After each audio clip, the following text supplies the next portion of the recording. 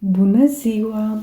Astăzi vom face un brownie vegan, un brownie foarte delicios și sănătos, deoarece nu conține zahăr și se face foarte simplu, din doar 3 ingrediente de bază. Este foarte ciocolatos și foarte simplu de făcut.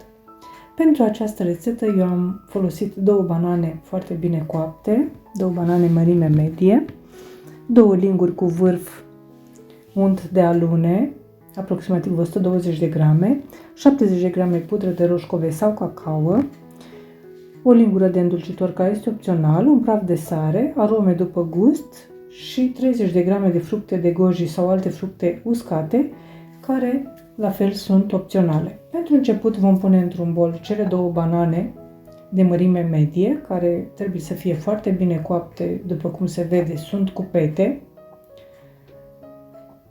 Le-am decojit și apoi le-am rupt în bucăți mai mici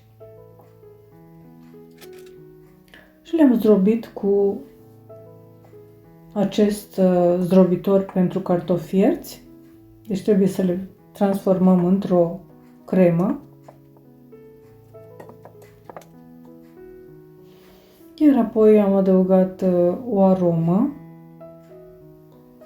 Eu am folosit coajă de portocală și de lămâie pe care le-am la borcan, dar puteți să folosiți oricare altă aromă vă place și un îndulcitor. Eu am pus o lingură de sirop, dar vă spun, îmi pare rău că l-am pus pentru că a ieșit prăjitura prea dulce.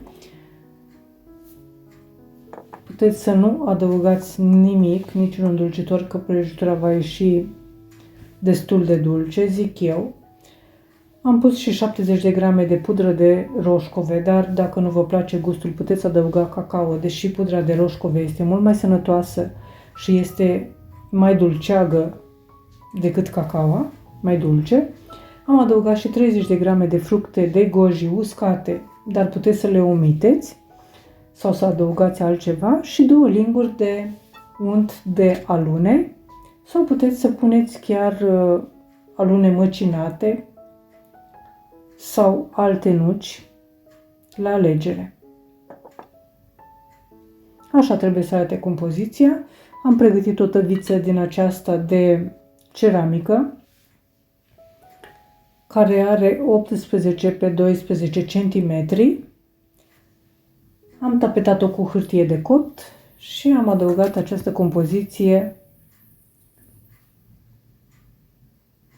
în această tăviță, am aplatizat, iar apoi am pus în cuptorul preîncălzit la 170 de grade. Am pus grătarul după ce am preîncălzit cuptorul, ca să evit spargerea acestui vas ceramic, și am lăsat pentru 40-45 de minute, acum depinde de cuptor. Când este rumenă pe margine se vede, deci o scoatem și o lăsăm puțin să se răcească, iar apoi o răsturnăm pe un platou și după ce se răcește complet o putem unge cu un sirop.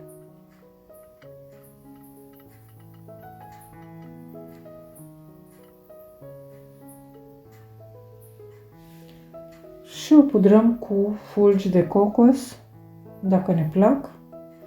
Eu am pudrat-o cu fulgi de cocos, nu este necesar să o glazurăm cu ciocolată, pentru că este un blat foarte ciocolatos, deci mie îmi dă senzația că mănânc ciocolată. Deci când mănânc acest brownie e ca și cum ai mâncat ciocolată. Deci este suficient să o pudrați cu fulgi de cocos, dacă vă place.